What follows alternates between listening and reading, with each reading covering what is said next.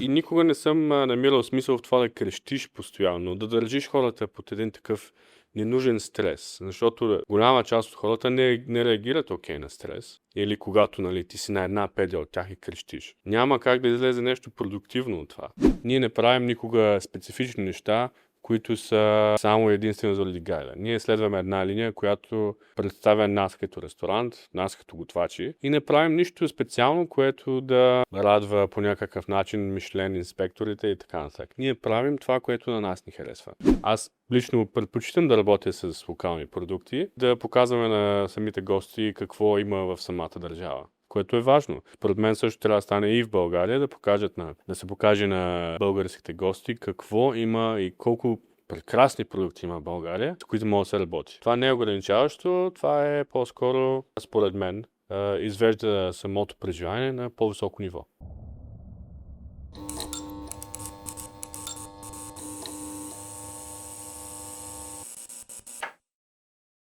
Здравейте, драги слушатели, зрители на Kitchen Underground. Пореден епизод, който имаме много готин гост и мой биш студент, който изключително много се радвам. Позицията, която е на място, където е и неговото развитие. Това е шеф Калоян Николов. Здравей! Здравей, Викторе! Да, ще дам малко повече за твоята визитка след тези анонси, които искам първо да направя. Но ти благодаря, че си тук. Преди да започнем и за темата, по която ще говорим с шеф Калоян, искам да благодаря на нашите спонсори, които са първи започваме с Ножовете БГ, Майсторлък ЕОД.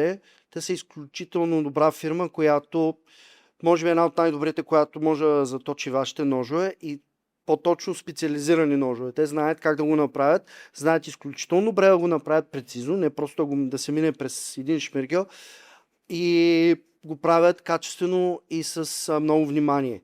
Също така те са един от ексклюзивните вносители на Тоджиро за България. Също така вкарват Майкоплейн, още много други специализирани ножове, така че те могат и да ви помогнат за вашата селекция, която да изберете следващия ваш хубав професионален нож, който да ви служи за цял живот. Така че те са на среща, изключително добри са. Вторият наш спонсор е Вила Велис, част от Велис Vineyards, изключителна винарна, която е от село Карабонар. Имат страхотни вина. Също така може да получите повече информация долу в описанието ни, които са на сайта им, където може да намерите цялата селекция, да се запознаете с тях. Имат възможности за дегустации, имат възможности наистина да опитате нещо много интересно, тъй като те самите правят нещо, което е почти няма същите около тях, така че с удоволствие ги препоръчваме. Така че продължаваме и с това да благодаря на всички наши зрители и слушатели, които ни подкрепят, които коментират, защото ни се споделят, защото без вас няма как да го направим това, което правим. Така, отиваме вече към темата, която сме с шеф Калоян и избрахме, за да искаме да си говорим за това как се ръководи един Мишлен ресторант. Митовете, легендите и всички тези неща, които по някой път се преповтарят, по някой път са неясни. Въобще каква е истината за всичките тези неща. Защо е тази тема? Защото шеф Калоян Николов е вече от няколко години част от екипа на Гастроме, Дания. И също така той от последните 2 години е шеф де куизин, което е главен готвач на самият ресторант. И той е отговорен за цялата му организация, работа, всичко дневно, което е. Така че той не малко може да говори в дълбочина с всички тези неща. И като възможността аз да му бъда асистент преподавател на времето в Кулинарната академия HRC, имах възможност да видя неговото израстване, което е страшно готино да се види. колко е мотивиран, колко винаги е искал да търси, нали, такива предизвикателства и с това ти казвам, благодаря ти, че прие поканата да участваш и от това, че дойде от Дания, нали, за да можем да направим този епизод. То беше и ваканция в крайна сметка. И просто съвпаднаха нещата, да кажем. Бре, Викторе, моля те... Важното е, че добро съвпадение. Стана, абсолютно. Понеже стана въпрос, мога ли да те питам, нали, ти какви спомени имаш за мен от академията? Понеже спомена академията и това, че си бил учител от... За теб от академията. Да, Интересно е, че започна доста хрисимо. Тоест, беше доста така притеснен, по-отстоящ назад като студент. Не беше толкова активен, колкото на фона, нали, на някои други, като господин Алберто Куерво, господин Юлиан Ценов, нали, от така... Константин, да. Така че имаше, много така силни характери в вашата, защото вие бяхте тогава като цяло прецедент. Тоест, преди това не се сещам да е имало толкова голяма група. Тоест, вие мисля, че бяхте първата 10-та генерация, първата, която беше 10-та сте. 31 или 32 души. 32 мисля, че бяхте. Да, започнахте. Да. Поне така, тук такива спомени имам, но не завършиха всички, нали, ако става въпрос. Не завършиха всички, но пък бяхте, независимо от това, доста сплотен екип. Да, вярно. Доста добре, нали, успяхте да се организирате след това, в смисъл да си бъдете така приятелска компания, нали, да си подпомагате. Така че оттам нататък ти излезе така доста по-решителен, отколкото, нали, започна. Което е нормално, защото не всеки е наясно или добре, т.е. наясно в началото, когато влиза в академията или в такова тип звено, какви му са наистина крайните очаквания и какъв е пътя, който ще извърви. Не, вярно. Аз тогава, като започнах в академията и нямах никакъв опит, нали, на фона на всички останали, които имаха поне някаква идея. Аз точно се бях отказал от предишно образование и за мен беше изключително ново и малко стъпвах на пръсти тогава още. И затова може би съм създал такова впечатление на по-деликатен човек, на по-шлив, понеже наистина аз не знаех какво правя в началото. Виж, разбираемо е тук, трябва да отворя една скоба, че за мен това беше първата такава позиция. Да, окей.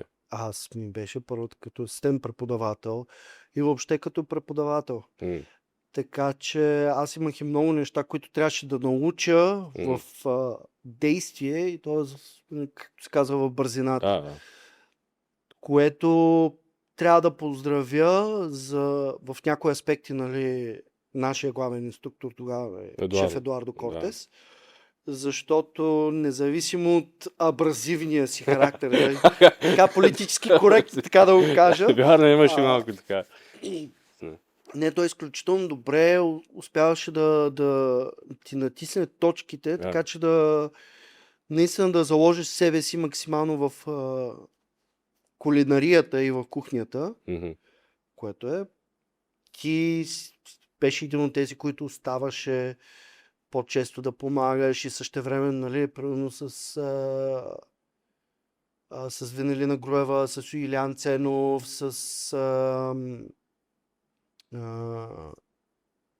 кой още, нали, имаше доста, си такъв оставахте, ми помагате да правихме турнета, да си играем, да фотираме гъби, нали, да приготвяме, да правим неща извън асистентите, нали, които по принцип бяха избирани, нали, на различен принцип всяка седмица.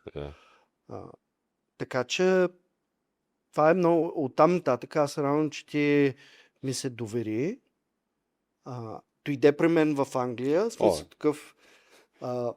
Да, дори по едно време бяхме опасно близки. Опасно, твърде близки. Живеенето, да. Но ти стартира при мен в И тогава, докато беше шеф Емил Минев в Шангрила, в Лондон, което беше изключителен опит да сме под шеф Емил Минев. Също така доста абразивен характер на моменти. Да, но не колкото... Не колкото Едуардо, но пък беше изключително коректен и изключителен Абсолютно. професионалист. Да.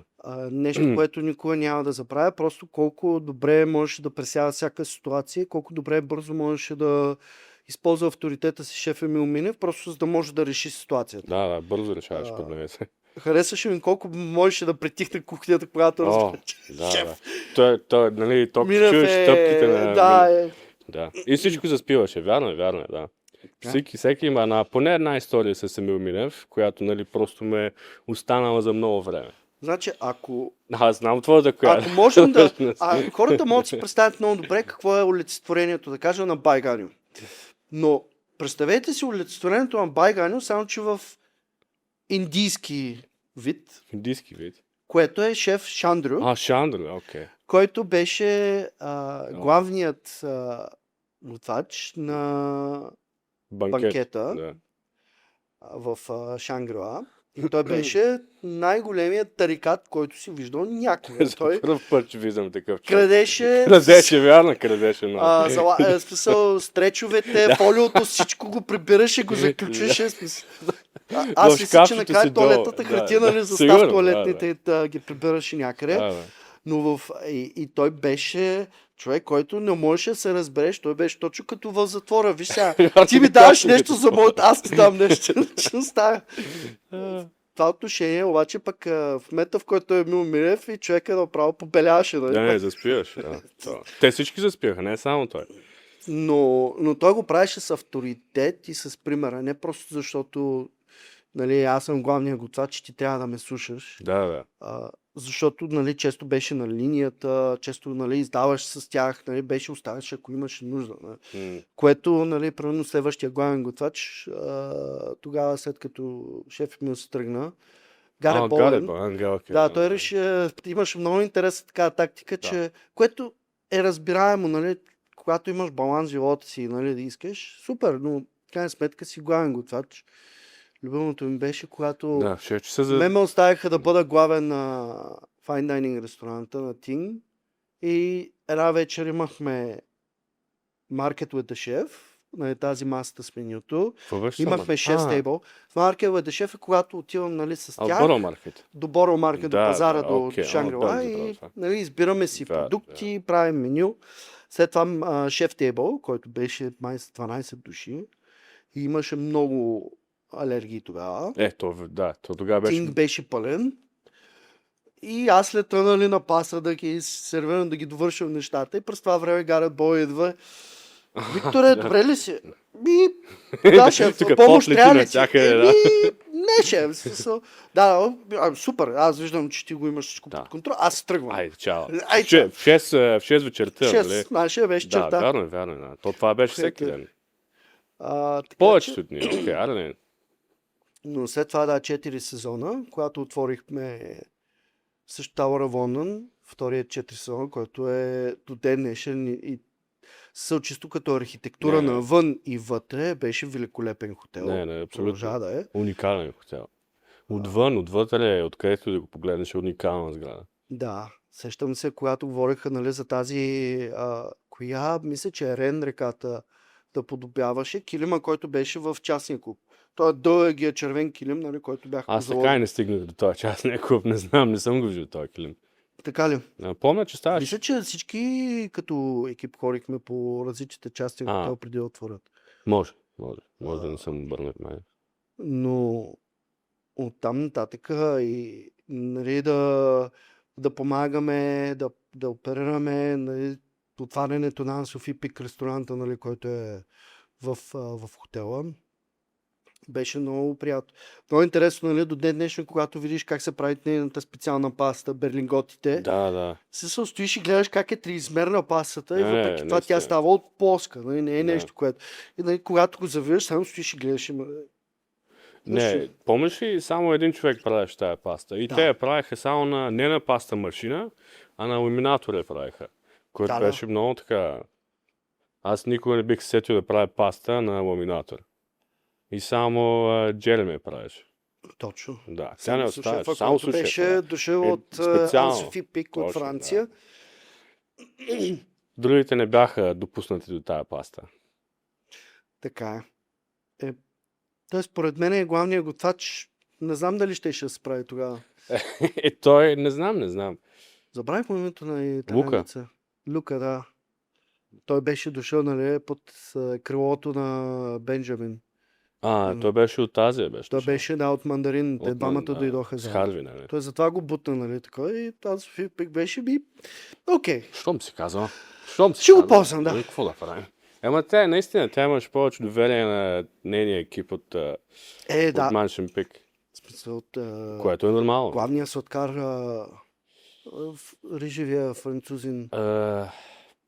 Също му забравях, обаче той беше уникално добър. Той беше наистина много добър. Да. Беше особен, но беше много добър.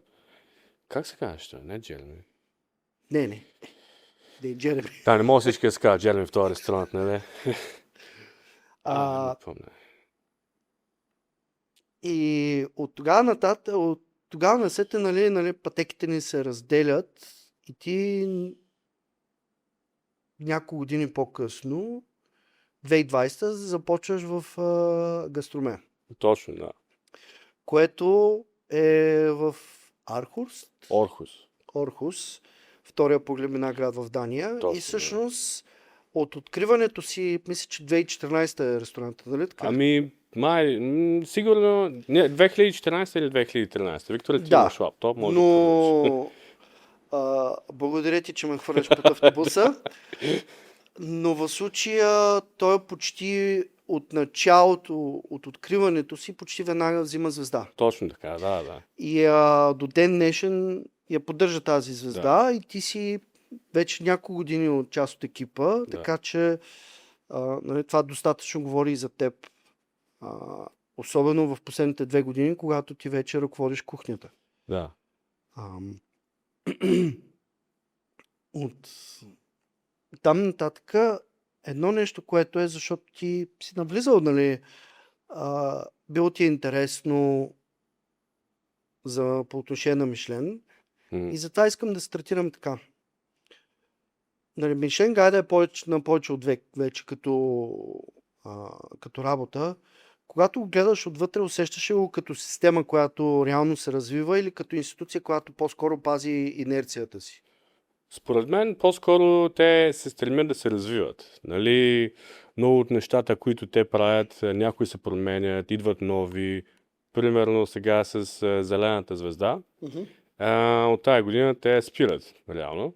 И нали, не защото, според мен, не подкрепят идеята за по-устойчиво развитие и така нататък, защото просто е много трудно да докажеш, нали, произхода на една част от тези продукти. Ами мисля, че беше необмислена просто начин, по който ще се това ще се получи. Тоест, нали, как всичките тези неща по логистиката и това, всичко това може да се докаже. Да, абсолютно. А ти, нали, като инспектор няма как да, нали, изискаш нужната документация, за да провериш реално откъде идват тези продукти. Но, нали, някои неща минават, други не. Примерно ставаше въпрос, някои ресторанти ползват шоколад в Дания, а нали, какаото изобщо не е от Европа. Как това е окей, а други неща не са примерно. И нали, къде е границата? Нали, ти не можеш да си 100% нали, да използваш само локални продукти. Нали, някои неща ги пускат, други не. Имаше малка... Нали, идеята е окей, но според мен те се развиват в такава посока, че ако няма как да го докажеш това на 100%, по-добре да не го правиш. И сега го заместиха с друга инициатива. Също така сега започнаха инициативата с Мишлен ключа, с Мишлен гроздето и така нататък. Нали, има неща, които се развиват. Те са институция, която се развива постоянно. Така е, аз затова се чудя, нали, последните години как точно се опитват да се позиционират. Затова ми е интересно, нали, къде е техният начин, по който мислят за следващите стъпки напред. И се надявам, нали, този нов, който е по отношение за виното, до някаква степен да бъде по-добре обмислен. Защото наясно съм, че искат да се разчупат. За мен лично е, но това отново ще го говорим. За мен лично така или иначе пак е трябва да се обмисли дали не е хубаво да могат по-скоро да почнат да излизат с ревюта, т.е. да напишат някакси насоката, която те са взимали и са гледали за различните ресторанти. За да могат да дадат малко повече доверие към... Излизат все повече и повече нови поколения, т.е. нали, млади хора, които не са наясно силно какво е мишлено. Затова и е интересно как през последните години те навлязаха сериозно в Дубай, в Тайланд, Истанбул и конкретно примерно Атланта, Джорджия, като щат, което е доста конкретно по начина, по който го направиха. И някои за това се чудят тази демократизация добра ли е, която търси тази експанзия, или е обратното, или примерно разводнява ли се стойността. Нали, с всички тези движения, които те самите не казват, нали, каква е логиката за следващите им стъпки. Ами, трудно е да кажем каква е точно логиката за техните стъпки, но според мен не е толкова разводняване това, че те отиват и откриват, нали, гайда в други държави, понеже, нали, всяка държава има нужда от гласност и е хубаво да се покаже, нали, самата история, самата храна на тази държава. И, нали, в Атланта, нали, както го изтъкна това като пример. Но, нали, от друга страна е много интересно как в други държави, където има много висок клас ресторанти, Мишлен гайда не е стъпил. Като Перу, примерно. В Перу има едни от най-добрите ресторанти, нали, според World's Top 50, Централ и така нататък. Те дори вторият ресторант, който започнаха повече като експеримент, към тяхната тестова кухня. Кой е вторият ресторант? Сега ще го проверя, тъй като... Но да, в смисъл имам предвид, че е малко странен избора на страни, които те решават да откриват. Защо е така, нали, нямам представа, но малко или много дават гласност на тези хора, които имат нужда. Не е разводняване. Разводняване е по-скоро това колко много нови ресторанти получават звезда. Понякога. Нали? Има един такъв момент, в който критерия може би спада до някъде. Не знам. Не е както е било преди години. Там е било изключително трудно да вземеш звезда. Битката е била голяма. И изискванията са били по-високи, според мен. Сега една идея може би са спаднали и е станало, не искам да казвам комерциално, но може би една идея е по-лесно. Но една голяма част от ресторантите във Франция, или поне така сме обсъждали в ресторанта, е, че една голяма част от ресторантите във Франция нямат нали, нужното качество на фона на ресторантите, примерно в Дания. В Дания има 24 или миналата година бяха 24 ресторанта, които поддържат едно много високо ниво. Нали, тези ресторанти във Франция, нали, ако ги сравним с ресторант във Франция, не е същото ниво. Няма същата креативност, няма същата история и, нали, като цяло преживяването е различно. В Дания, нали, се набляга на много повече сторителинг и така нататък. Една скоба да отворя. Матер е тяхната академия, е място, нали, където се опитат да запазят видовете в Перу, да ги съхранят, да тестват върху тях, т.е. нали, всичко, което е академията.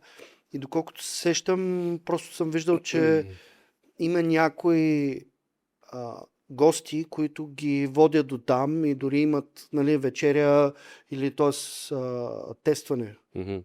Нали, Тоест, може би това ме беше объркало, защото сещам, че съм гледал нали, точно там в тяхната академия, или т.е. техния научен или място, където нали, правят тези опити. Ами, той тогава е добър въпрос да те питам, нали, задания според теб от времето, което си там, променило ли се нещо по начина, по който и може би инспекторите работят, нещо в очакванията им или едно и също? Тоест от това, което и ти си чул, си говорил нали, с колегите ти, с твоите собственици, които и двамата са готвачи с дългогодишен опит. Или може би дори ти самият спомена, че тази трета звезда, ресторанта, който дадаха 3 звезди, е доста дискутирана тема в Дания в момента. На последния гайд. Да. Да, ами не знам дали дали е супер дискутирана тема, но абсолютно ресторантът заслужава да има 3 звезди, но от друга страна просто те махнаха Нома и сложиха ресторант, който е подобен на Нома, според мен. Което не е лошо, естествено. Те имат 2 ресторанта, Кадо. И Кадо е на един и на един остров, Бонхорн се казва, където те имат възможността да събират много нещата около тях на този остров, да ги използват. Те оттам започват, доколкото знам. И оттам се започва да се развива ресторанта, но има точно такава линия, която следват всички ресторанти там. И са подобни. Много, може би има някаква такава връзка между тях и Нома. Нали? Стила на плейтване, продуктите, които използват. Но не са толкова комерциални, колкото с тях. Според мен, нали, мое лично мнение, ако аз трябваше да дам 3 звезди на някой друг ресторант, аз би ги дал на Коен.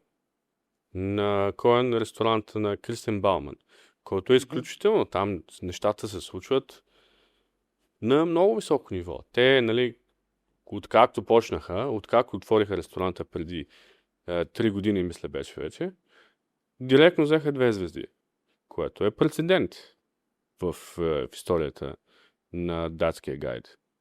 Да, ще да кажа предполагам за Дания, тъй като За Дания, да. Не е прецедент нали, в някои други страни. Да. Клауд де Боси с Бибендун веднага взе 2 звезди в Англия, когато отвори в Лондон.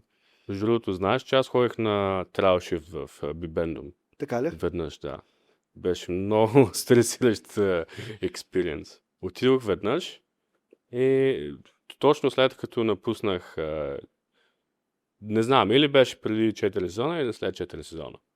И отидохме. Клауд де Боси, той е най-типичният френски готвач. С тези дървени обувки, нали, сещаш за кои говоря? Да. Които, нали, ти ги чуваш как е зад теб. Стана нещо в кухнята, имаше някой, който готви риба и нещо се прецака. И той избухна, заригна.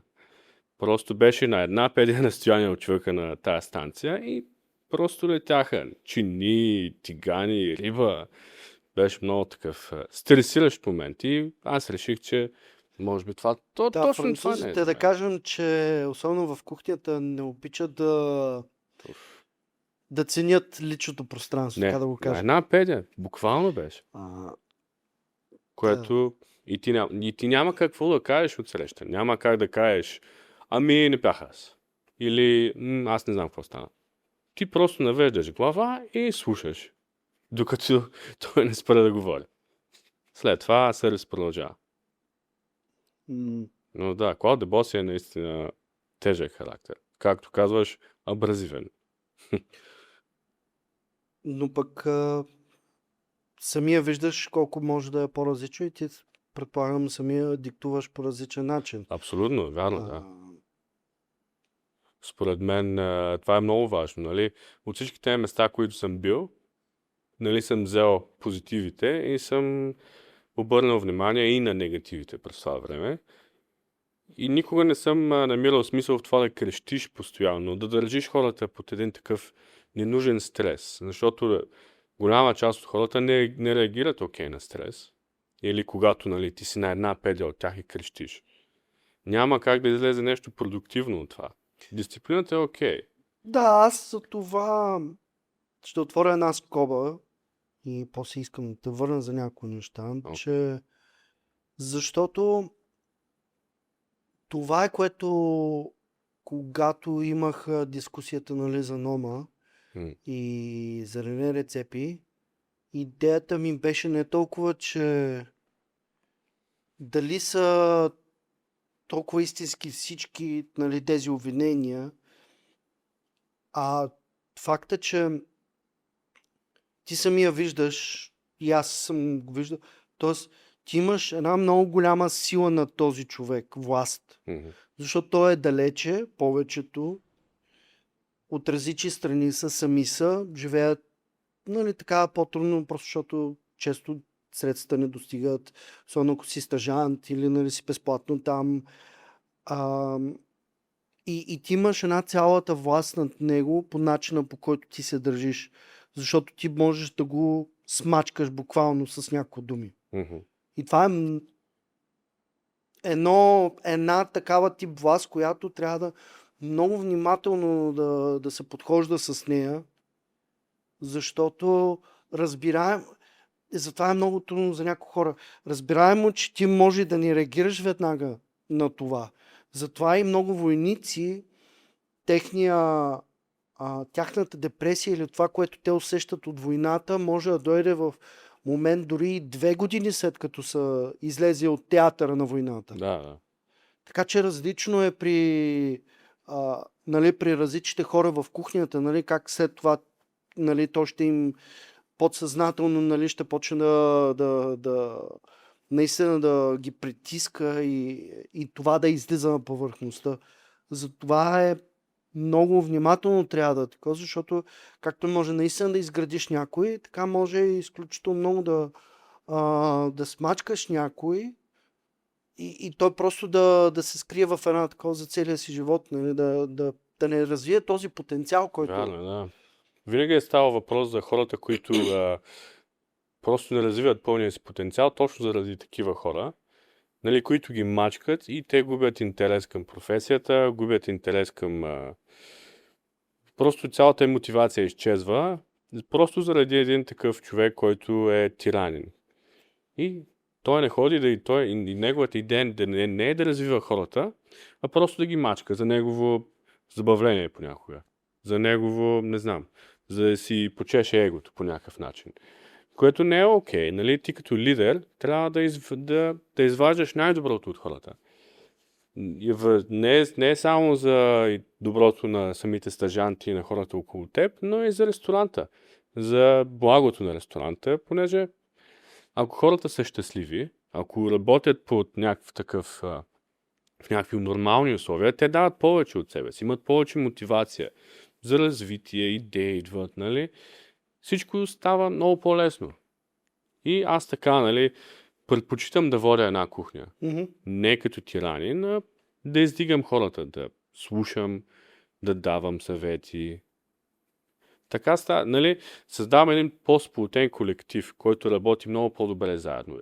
Може да разчиташ на хората около теб.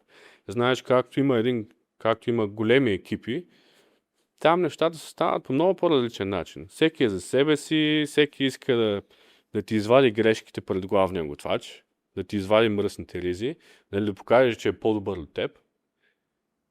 Няма никаква колегиалност повечето пъти в големите екипи.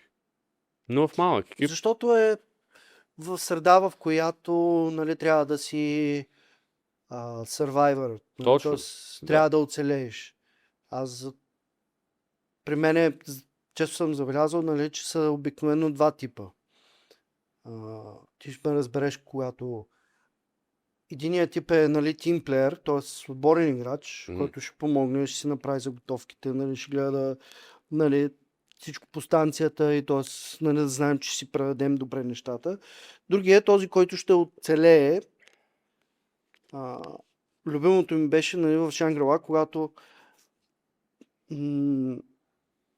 преди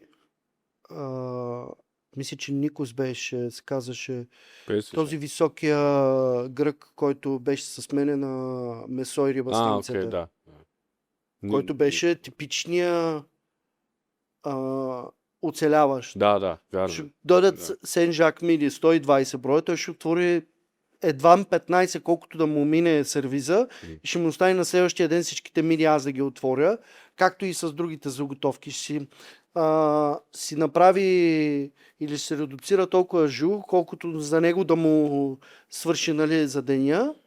Или за това и аз на следващия ден, Да, общо да. взето всичко ми е вип, Да. нали, на заготовките. А работите на една станция, той няма да каже, аз ще му помогна на Виктор за утре, ще отворя малко повече, нали, да му почнем Ама по-добре. не, те като дойдат и ги отваря всичките. Да, принципно, естествено. Защото- Няма смисъл да отвориш 15 и, нали, след това ти ги продаваш те 15 и ти трябват още 10 и вече си в...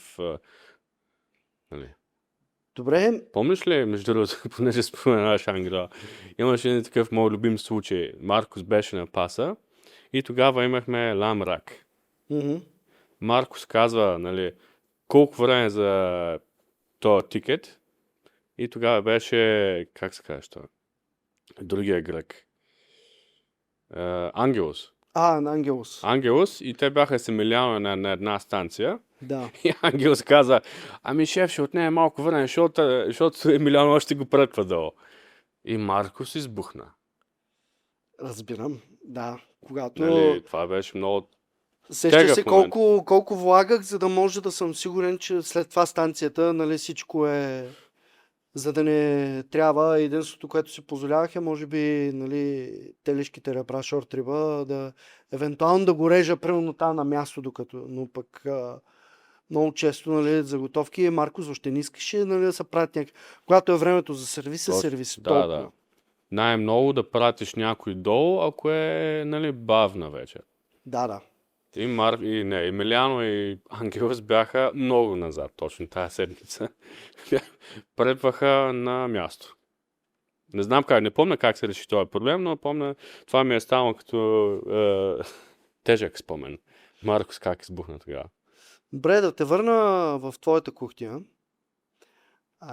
защото, нали, много хора и особено от телевизионните предавания, нали, които се направиха последните години за Мишлен кухните, си мисля, че всичко е максимално добре контролирано, всичко се случва, нали, по конец, няма някакъв проблем.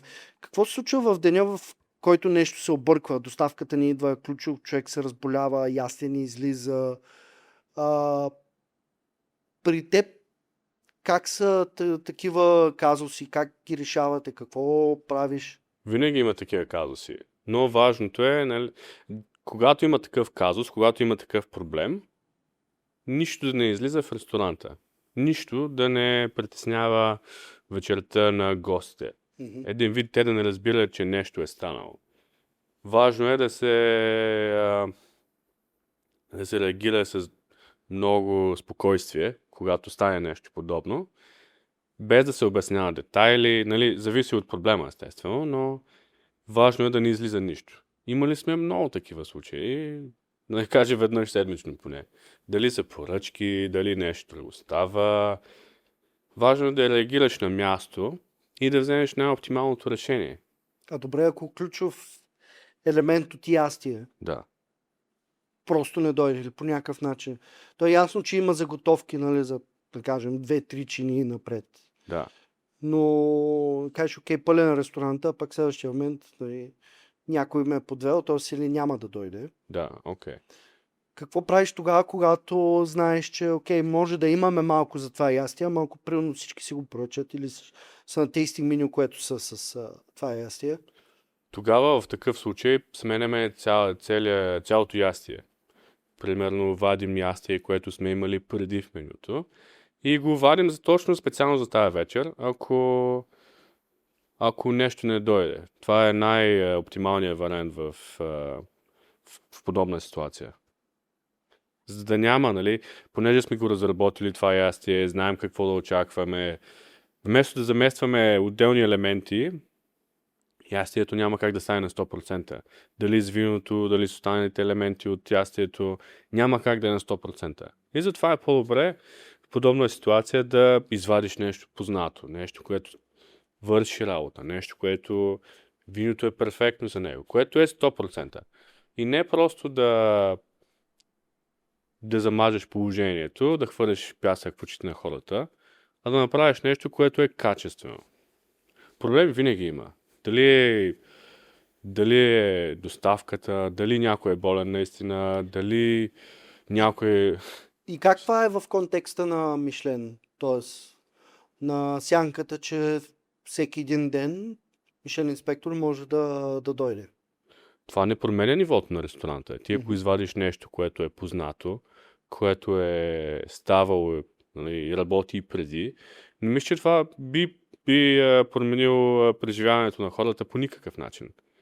Все пак идеята е да работим заедно и да вадим най-доброто, на което сме способни. А ако нещо липсва, да го заменим с нещо, което знаем, че работи. Съответно, това не би повлияло на преживяването на хората по никакъв начин. Както ти казах, те просто не трябва да... Нали, проблемите просто не трябва да излизат в ресторанта. Докосват гостите по никакъв начин. Но има други проблеми, които са малко по-трудно поправими, нали, но... Като? Имали сме проблеми, нали, по-трудно се решават технически проблеми. Мгм. Когато, примерно, фурната не работи. Или когато имахме един случай с един... А добре, стигало ли това до клиента и срещало ли е разбиране? Не, клиента няма как да излезе нещо в ресторанта. Ние трябва да го решим на място. По един или друг начин. Мгм. Трябва да намерим друга фурна от някъде.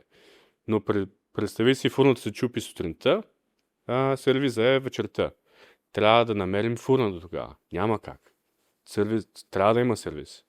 Трябва да се реши този проблем. Имахме проблем с фурната преди няколко месеца, което беше изключително тежко.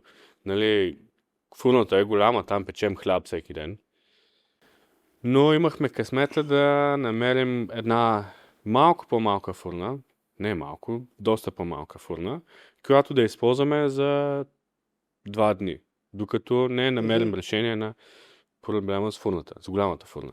Също така имаме и малки фурни, нали, такива домашни фурни, които трябваше да използваме и тях, за да наваксаме целият хляб, всичко останало. Но е важно да не стигаме до компромиси, да не правим чак такива компромиси, които да афектират преживяването на гостите. Но има проблемите, когато се случи проблеми, ние трябва да ги решим. Това прави нашата работа по-трудна. Не значи, че гостите трябва да страдат от това, че на нас ни е счупена фурната. Да. Значи едно академично проучване на 249 Мишлен ресторанта показва средна нетна рентабилност между 1.6 и 3.8%. Това е, нали, нетната печалба. Мгм. За всеки друг бизнес, това е ясно, че числата ще са много катастрофални. Има ли начин според теб Мишлен ресторант да бъде печеливш или звездата генерира престиж, а не печалба? Повечето пъти генерира престиж от печалба. Трудно е да създадеш успешен ресторант, в който има само, нали, основният бизнес е ресторанта и нищо останало, и той да печели пари. Една голяма част от ресторантите в Дания не печелят пари. Нали, Мишлен ресторанти има предвид. За пример мога да ти дам, има един ресторант, който се казва Люст, който е в Вайле. И се Да. държи от... Знаеш ли го? Да, в смисъл чувал съм го, но Да. не детайли за него, да. Той се притежава от Лего семейството. Там имат колкото решат, толкова пари. Бюджетът е неограничен. Самия ресторант не прави пари. Те работят 3 или 4 дни в седмицата, което няма как да генерира достатъчно печалба, за да покрие всички разходи. Самия ресторант се намира в една уникална сграда, която всичко там е направено от дизайнер. Мгм. Всичко е изключително скъпо. Там има голям екип също така. И ако, нали, удариш чертата накрая, такъв ресторант няма как да прави печалба. Преди да така ми стана интересно, според теб, виждайки, нали, отвътре нещата, парите ще ти докарат ли Мишлен? Говоря, ето, имаш неограничен бюджет. Един инвеститор казва, примерно, не ме интересува, дам колкото искате. Прави се изключителен дизайн. Всяка чиния, нали, т.е. през всеки един момент, голям екип, огромна кухня, каквито искаш, ротори евапорейтор, нали, каквото тип оборудване. Мгм. Това ще ти докара ли звездите? Може ли неограничените пари да ти докарат сигурност за да вземеш звезда? И нагоре. Със сигурност могат да те доведат до някъде. Може би не до целия път. Парите не могат да ти изведат целия път, но абсолютно могат да ти докарат звезда. Една, поне. Две, нали, ако става въпрос и за този ресторант Люст, те от доста години се мъчат да вземат 2 звезди, но не става. Всяка година, нали, се ги канят. Тук Люст ще вземе звезда, тук ще вземат 2 звезди и така и не се е случило вече няколко години. Така че парите могат да ти доведат, да ти изкарат, могат да доведат до една степен. Не могат да ти изкарат всичко останало. Трябва да има постоянство, трябва да има идея, мотивация и така нататък. Така че парите са важна част от Мишлен ресторанта, но не най-важната. Трябва да има баланс. Шеф Рене Редзепи, в момента, в който решава да затвори Нома, нали, в старата му форма. За пореден път. Да. Сега, доколко е, нали, PR ход, доколко е наистина подбудено от нещо друго, нали, между редовете беше това, че в момента, в който те трябваше да започнат да плащат на стажанти, дали квартира, дали заплата, дали според новото законодателство, нали, те казват, че не могат да изкарат. Но каза директно, че fine dining моделът е финансово и емоционално неустойчив, поради което, нали, затваря Нома. Съгласен ли си с него или мислиш, че модела може да оцелее, просто не е за всеки? От лична гледна точка или от финансова гледна точка? И от двете. От финансова гледна точка го обсъдихме. Според мен няма как да оцелее, понеже не е достатъчно доходоносно. Както, примерно, нашия ресторант в момента, една част е fine dining ресторанта, но прави много други проекти, освен fine dining ресторанта. Добре, неща като... Ще остава да продължиш, но неща като примерно Chef's Table, където нали, може да се продават много скъпи места и вечери. Това не дава ли, не накланя ли везните? Може да се продават много скъпи вечери, но самите места са ограничени. Ти можеш да продаваш, не знам, зависи от Chef's Table. При нас има 10 места. Но самия експириенс не е толкова по-скъп от нормалния експириенс. Просто има някои екстра неща, за които плащат самите гости, но няма как да покрие заплатите на толкова много хора. Chef's Table не е достатъчно устойчив. Има и предвид, една голяма част от тези ресторанти не са пълни на 100% от времето. И трябва да се търсят доходи от други проекти. Примерно, ние правим една голяма част, примерно 1/4 или 1/5 от нашия годишен доход идва от един фестивал, който всъщност е накърнен в началото на другия месец. Отиваме на този фестивал, това е една седмица и правим храна за фестивала. Работим в един шатра. Палатка, една по-голяма палатка и... Шатра. Окей, шатра. По-голяма палатка е шатра. Шатра, да, окей. Както решиш му казва. Ние му казваме палатка. И там се случва супер много. Там продават изключително много вино, понеже той е една идея по-отбран фестивал. Какво меню правите обикновено? Значително по-семпл меню. Продаваме хайвер, стриди, които хвърлят доста профит. Но да, фестивала хвърля много голяма част от печалбата за годината. Това дразни ли те? В смисъл, че трябва да правите по-семпл меню, да готвите примерно така в по-полеви условия, Това, т.е. имам предвид как те кара да се чувстваш само и само за да може да изкарате парите. Разбирам го това от финансова гледна точка. Това е нужно за самия Или ресторант, за да екипа оцелее. как го приема? Ами ние го определяме като най-лошата и най-добрата седмица от годината, в интерес на истината.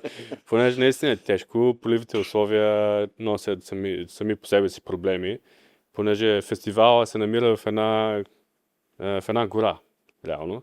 И в шатрата, която и кухнята е в самата шатра, има дървен плод, който е така. Така е постоянно, нали, фонд се клати, няма ток, понякога вода няма. И трябва да се решават тези проблеми на място. Което не е приятно винаги, но създава други качества в един готвач. Как да оцеляваш в по-тежки условия, нали, хубаво е един готвач да има и други качества, освен това как да прави fine dining храна, как да прави сверификация и така нататък. Хубаво е да знае един готвач и как да управлява фестивал. За мен това е изключително полезно, понеже аз научавам много неща по време на този фестивал. Как да оцелявам е номер едно, нали? Без фурна, нали? Без фурна, без вода, как да пуснем вода, къде... И през този фестивал минават изключително голям поток. За 3-4 дни миналата година направихме 2500 човека. Продавахме изключително много хайвер. Даже имахме хайвер. 1 килограм хайвер продавахме. Хората просто искаха да си купят. И ние имахме тин с 1 килограм хайвер и това беше. А колко Това е нещо шампанско? великолепно да увидиш консервата с 1 килограм. В момента има още една за този фестивал. Петросия ли продавате? Русини. Да. И да, на този фестивал със сигурност ще направим изключително много профит. Няма как да оцелее самия бизнес без подобни събития. Също така правим, нали, сватби понякога. Но един екип ли използвате за това? Целият, да, само един екип. Или, да, имам предвид, че или примерно взимате допълнително души, или примерно предварително ги взимате и го заставяш той да работи върху примерно сватбата или нещо друго. Или основният екип се занимавате в момента, в който сте за събитието и тогава взимате допълнително персонал. Ами, принципно основният екип подготвя голяма част от заготовките. Наред с сервиза. Наред с сервиза, да. Но сега, нали, трябва да направим един такъв, да разделим ресторанта от събитията. Сега е един преходен момент, в който търсим готвач, който да... Просто трябва да назначим някой, който отговаря специално за това.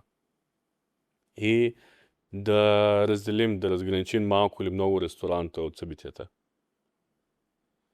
Което е необходимо, понеже няма как да дадеш 100% ресторант на ресторанта, когато имаш още доста събития. Да. Но пък те са, параграф 22. Тоест, за да може да работи ресторанта, трябва да има тези събития. Да. Но пък тези събития разводняват до някаква степен, кажем, качеството или поне фокуса върху ресторанта. Точно така, да. И затова се стремим да държим фокуса върху ресторанта и да назначим други хора, които отделно и само това правят. Което е най-логичното според мен.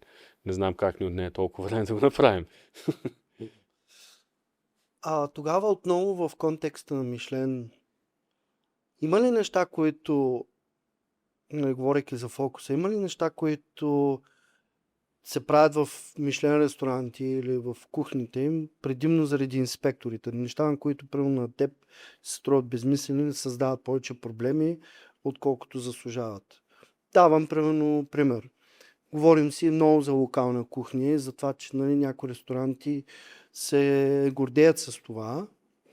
Аз поне от изследванията не съм намерил, че фоагра се е отглеждал в Италия конкретно, но в Масимо Бутура ресторанта, който е 3 звезди, постоянно има фоагра като в менюто.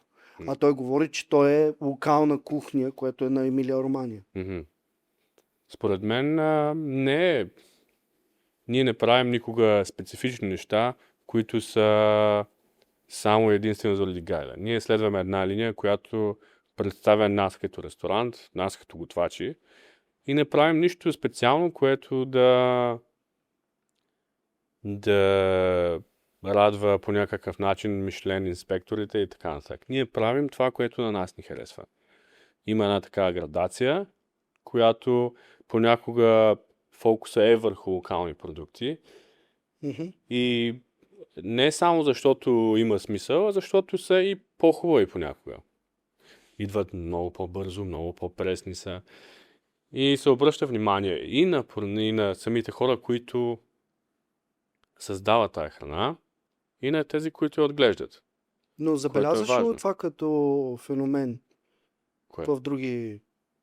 особено предвид факта, че ресторантите не са печеливши, т.е. те трябва да си подсигурят, че ще имат звездата, ще бъдат в гида. Тоест, забелязваш ли го при другите ресторанти като феномен? Говоря, конкретно за Дания, където имаш най-много поглед.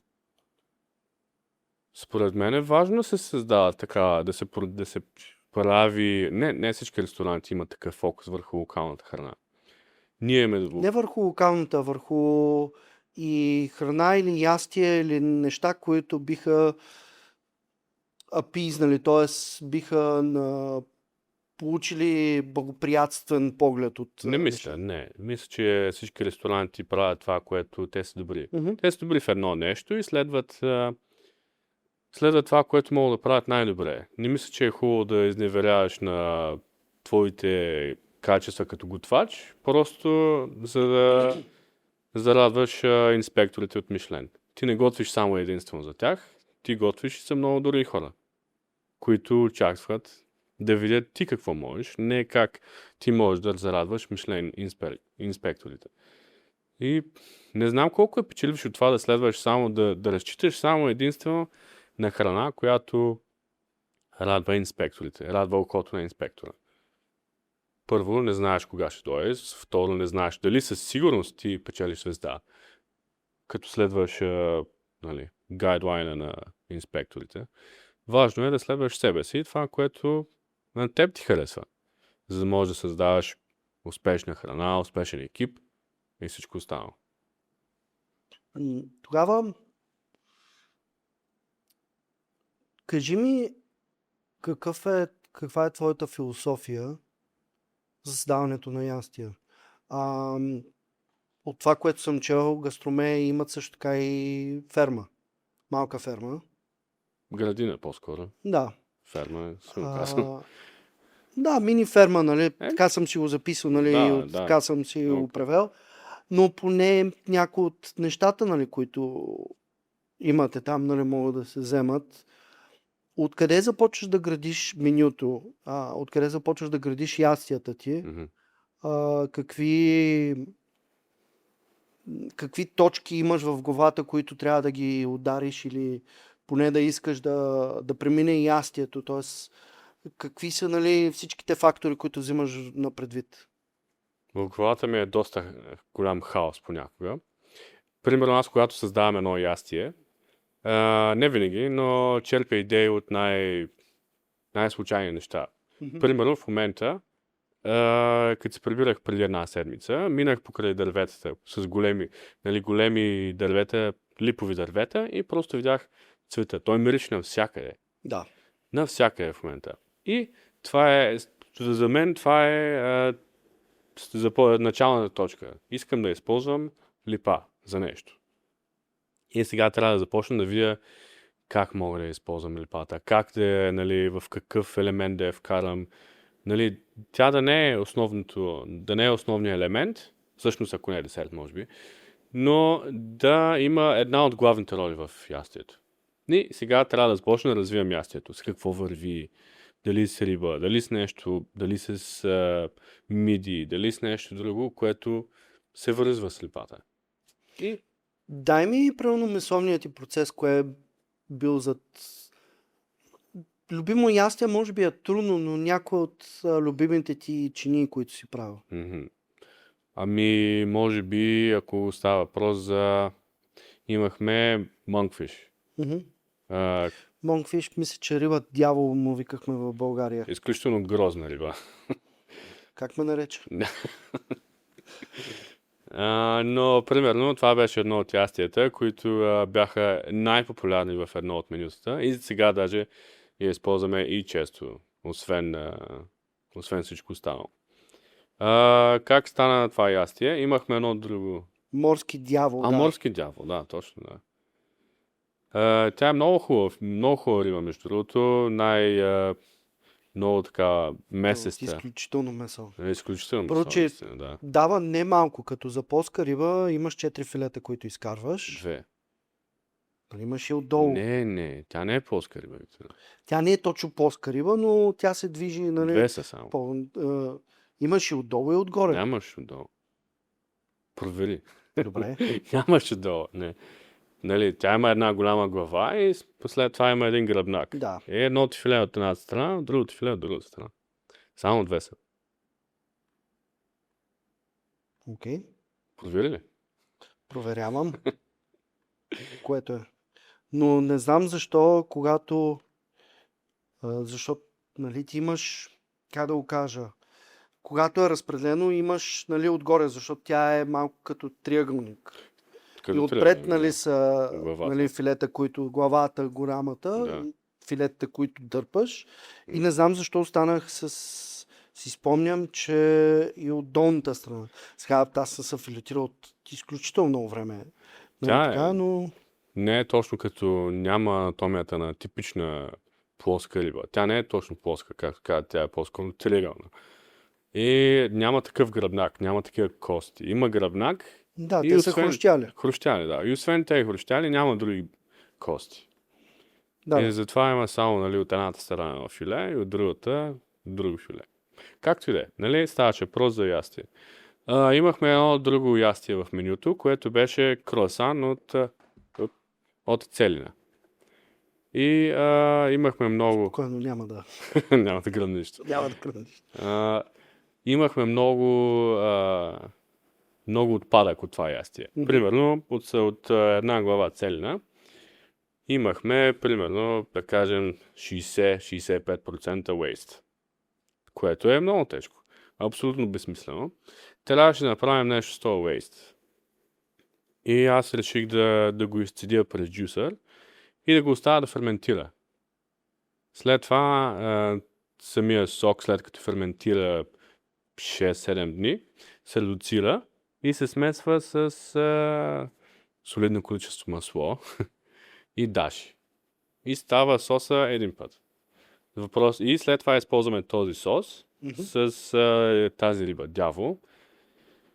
Правим прах от кожата на целината, която се изпича във фурната на високи градуси, за да стане така по-кафява. И след това се блендира това и става като прах. Прах, който мирише много на кафе. Има и такива нотки, горчиви нотки на кафе. Ние му казвахме гръцко кафе. Не, че сме го пили, не? И това ястие се допълва с круши.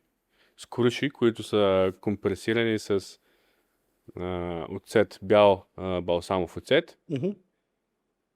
И остатъка от крушите, които остават след като... Ние, понеже ги срязвахме на мандолина и на дискове, които не знам, трябва да ти покажа снимка да видиш самото ястие. Но остатъка от крушите, които оставаха, също ги минавахме през джусера, редуцирахме това и го използвахме заедно с малко ванилия за глейз за рибата. След като мине през тигана, слагаме малко масло, този глейз и се бейства. И ставаше изключително много хубаво ястие. Без почти никаква загуба от нещата просто се нареждат като един пъзъл, нали. Тук ти остава това, къде ще го вкараш, тук ти остава, нали, от някой друг, от друго ястие ти остава много waste, къде ще го вкараш това. И като един голям пъзъл, който ти просто трябва да наредиш и да вкараш нещо от себе си, което е изключително важно. Тоест, ти да заложим на това, че вече до голяма степен мит този това, което е, че в кухните, нали, Мишлен кухните, нали, към по-високите, че загубата и т.е. хвърлянето на храна е голямо. Тоест финансовия модел вече не позволява това да се прави. Според мен не е етично да хвърляш толкова много Мгм. храна. И ако хвърляш много храна, това означава, че не си достатъчно, нали, нямаш една история, която следваш, не знаеш как да използваш продуктите на 100%, което само за себе си говори за недостатъчно умение, според мен. А когато умееш да използваш нали, 100% от продукта, ти знаеш, нали, къде да го сложиш, как да го вкараш в ястие, да донесе точно това, което ти имаш нужда. Според мен, нали, финансовия модел естествено не е окей да хвърляш храна, но от гледна точка на качество на един готвач е по-добре да използваш 100% или 90% от продукта. Как се чувстваш като, нали, в тази, кажем, в тези фактори? Това помага ли ти или те дърпа назад? Ти самия беше ми споменал преди време, че всъщност трябва да приготвиш повече от 4 минути. Да кажем, ако сезоните, нали, са 4, нали, да кажем 4, които са според сезона. Да. Но вие в случая ти подготвяш повече минута, Мгм. по-често сменяте. А, това натоварващо или помагащо е за теб. И другото, което е как е и също така в сянката на Скандинавия.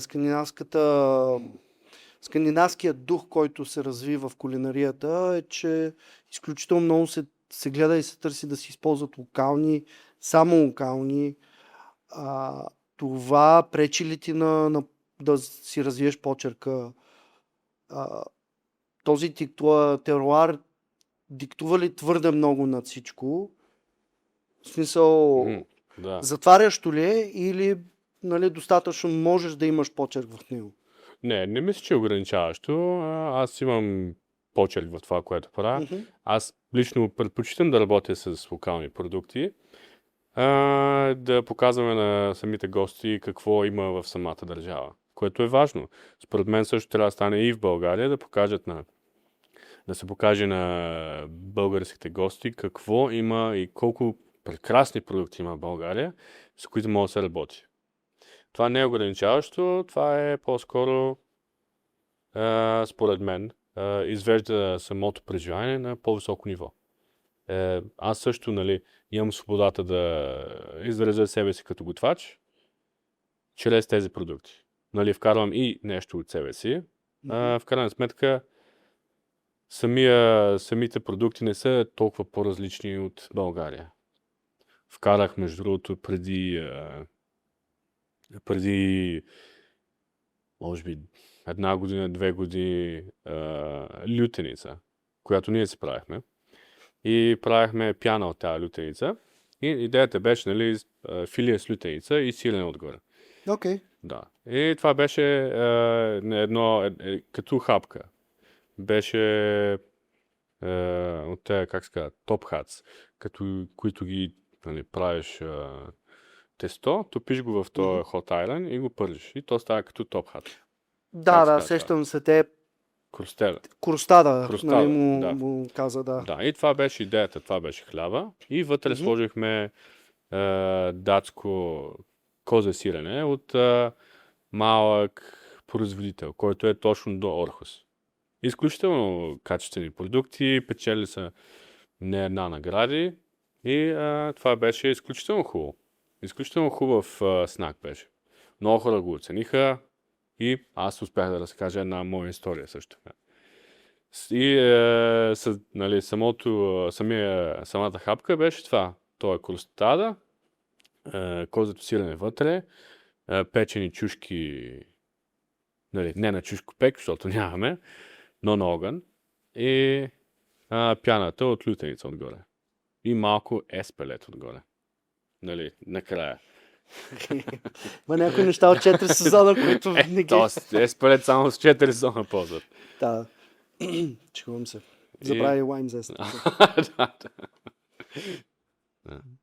Това е Това е много приятно да разбереш как може да пречупиш, нали, да дадеш всички елементи, да останеш наистина с това усещане, нали, с този почерк, което е.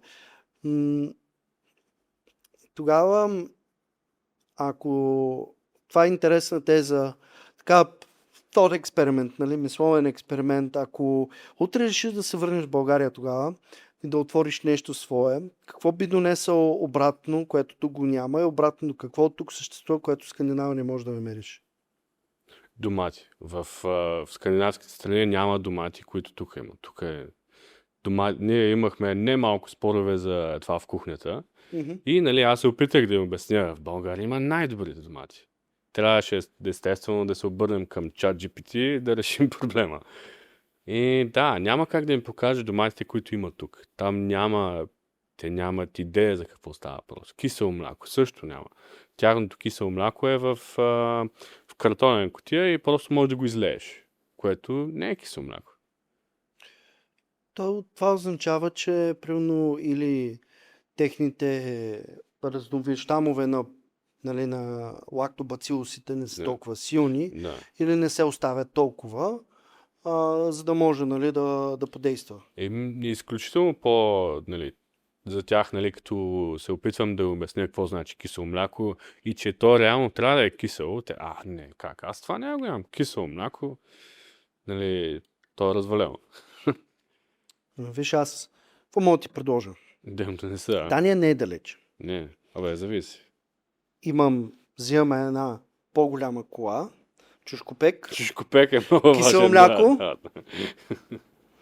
Бурканите, нали, от компот. Баба и дядо, компотите, доматите и всички други тези елементи. Добре, какво би взел тогава или философия, или продукти, или кое би взел от Скандинавия, което, нали, най-малкото и да го дадеш като пример в България, което може добре да се следва, за да можем да изградим и нашата кулинария в следващото поколение. В интерес на истината, ако става въпрос датската кулинария, започва, нали, самата революция през 2004 година. След като се билят всички, създават едно манифесто и голяма част от готвачите в Дания започват да го следват това. Може би това е добро начало да се създаде, не да се създаде, то по-скоро да е нещо неписано, неписани правила, които могат да следват хората. Но аз лично бих взел има едно такова храната там е по-проста.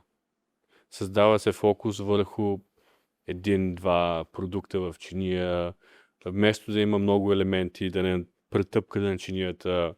Просто се създава нещо по-семпло, за да има история, за да можеш, нали, ти да пробваш всичко, което е в тази чиния и да има смисъл. А не да сложиш неща просто за да ги сложиш в една чиния.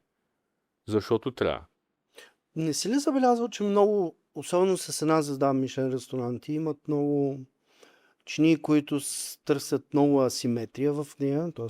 едната страна, примерно от другата страна, нали, много такива чисти форми, като купчета, квадрати, нали, което е на продуктите, много вкусове или много стъпки, което е много компоненти, или това вече само по себе си е по-стар модел, който е, нали, на излизане? Според мен това е на излизане и кулинарията е динамична професия. Нещата се развиват много бързо. В момента, може би, кулинарията се поддава много на скандинавското готвене. Ферментация, да събираш билки, да събираш неща от градината, див чесън, купривила и така нататък. Това в момента води кулинарията на глобално ниво. Изчистени чини, по-малко елементи, история, която ти можеш да следваш през цялото меню. Не е да има едно ястие, след това другото ястие те пренесе някъде на абсолютно друго място и да няма симбиоза между двете неща. Нещо съвсем различно, да няма връзка изобщо. Хубаво да има връзка, да градация в самото меню.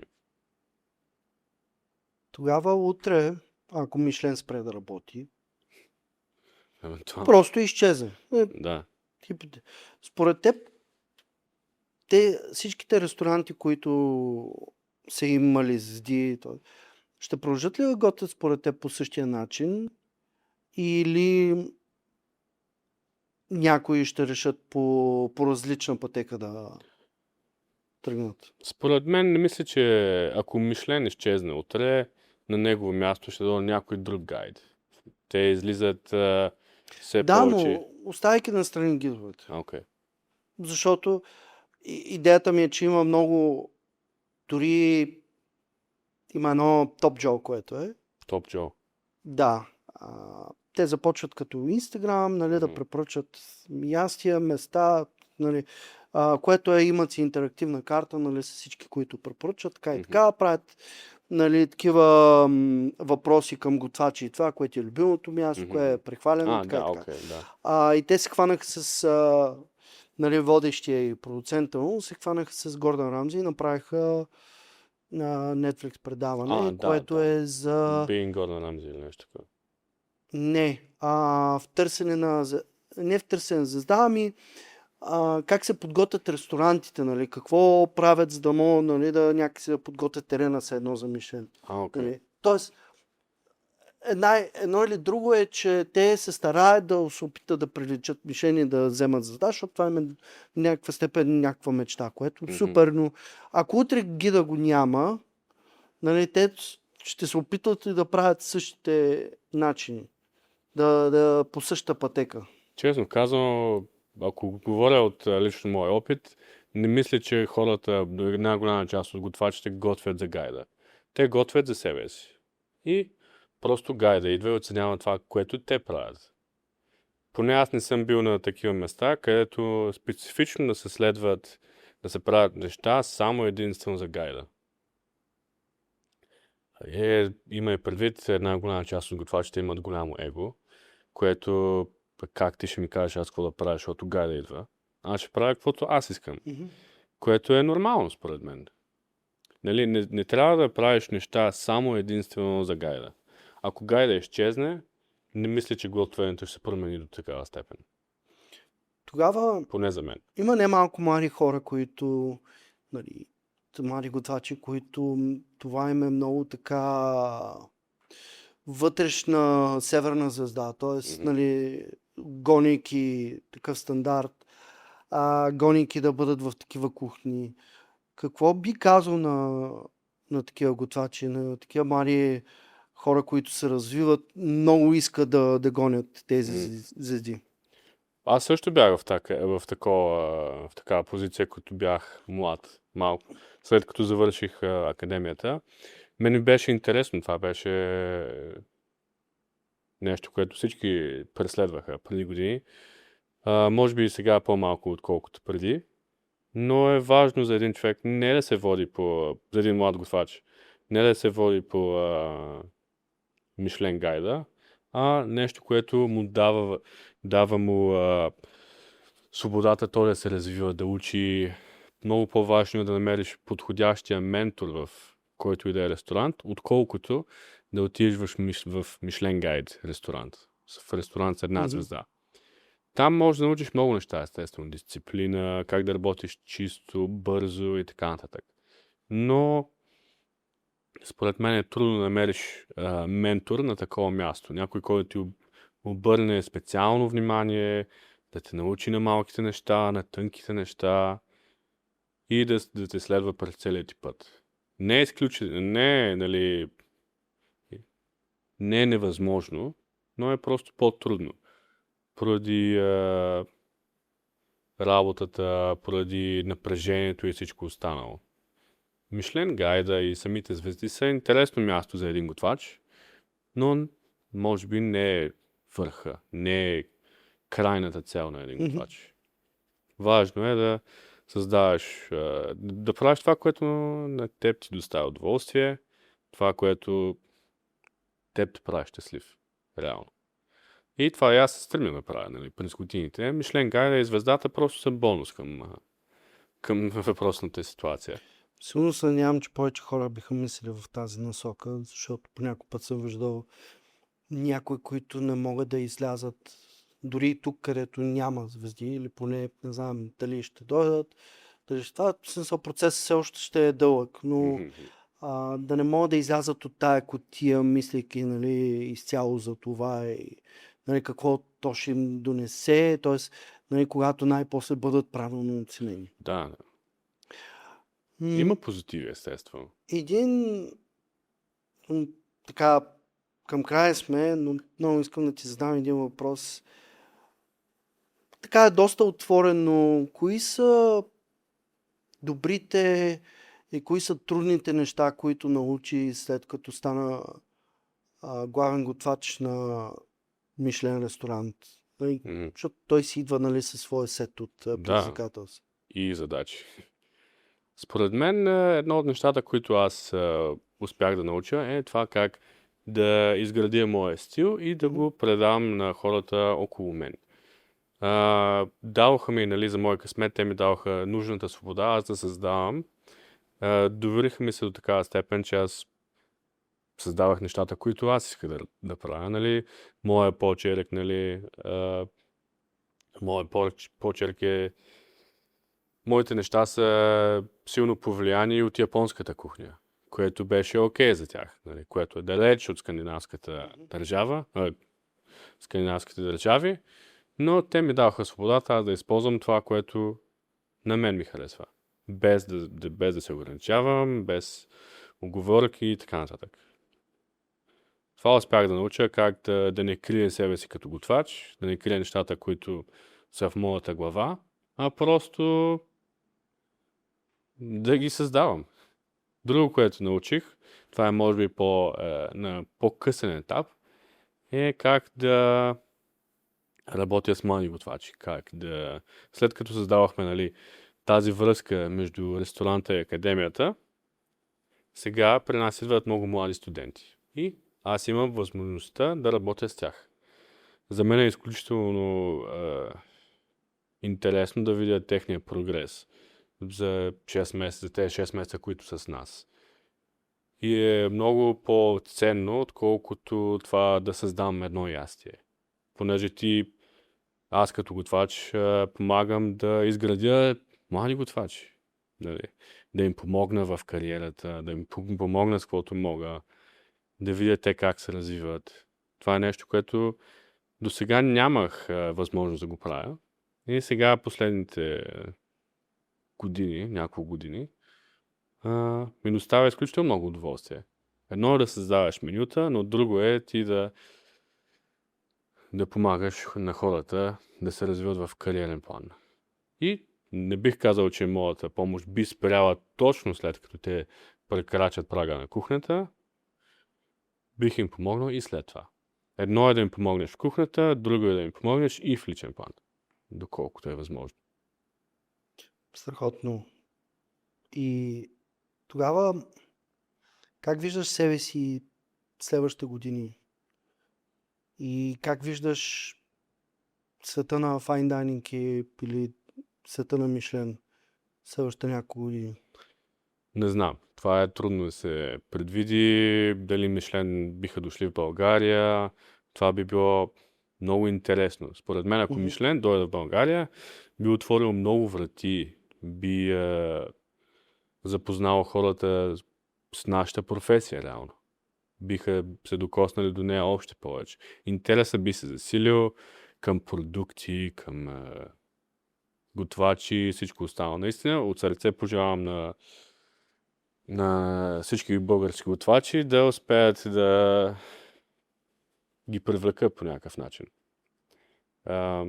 Не само заради престижа, а и по-скоро за да популяризираме професията малко повече, хората да се докоснат до нея, да създадем, нали, мотивация в малите готвачи, които имат нужда от нещо подобно. Които се целят високо и искат да видят какво да стигнеш на такова ниво. А за себе си? За себе си не знам. За себе си много хора ми задават този въпрос и аз така намирам го за доста трудно да отговоря. Представяш си вратата широко отворена. Да, не знам, наистина всичко е възможно явно. Добре. Един последен въпрос, който Да. обичаме да задаваме на нашите гости. Ако трябва да се определиш в едно ястие, какво би било то? В едно ястие. Аз лично бих се определил като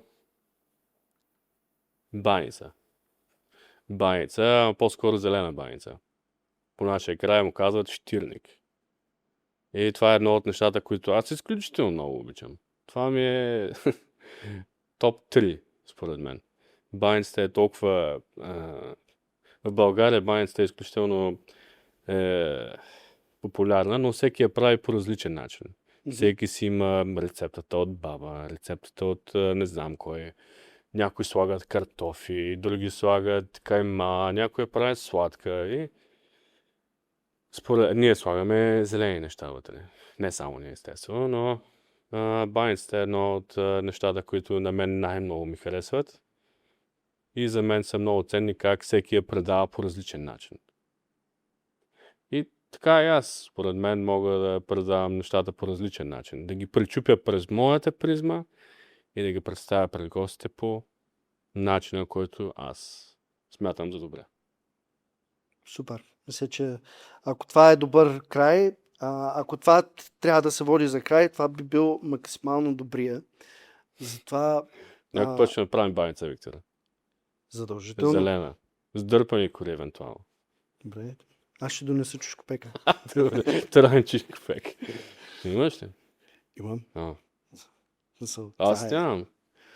Както е, ще намерим. Щом ти имаш. Както с комплекта за варене на ракия, това са задължителни неща. Да, окей. Стартер пак. Шегата на страна. Шеф, много благодаря за това, че прие поканата и че имаш възможност да бъдеш тук. Аз все още казвам, че ти първо даде възможност да дойдеш до тук, т.е. да направиш всичко възможно, а след това, нали, беше ваканцията. Да, естествено. Аз специално за теб дойдох, Виктор, да знаеш. Специално за теб дойдох. Така че, за всички вас, които слушахте и бяхте наши зрители, отново много ви благодаря, че ни подкрепяте, че коментирайте. Много интересно е вашата гледна точка по отношение за всички тези митове, легенди, за всичко, което се е около Мишлен, тъй като те ще продължават да ги има, дали колкото гайда е жив, така че искам да знам какво е вашето мнение за като цяло за Мишлен. Оттам нататък искам да благодаря отново на нашите спонсори Ножовете БГ и Вила Велис. Както споменах, повече информация може да намерите долу в описанието под нашите видеа. И оттам нататък ще ви хвана в нашия следващ епизод. Така че, чао!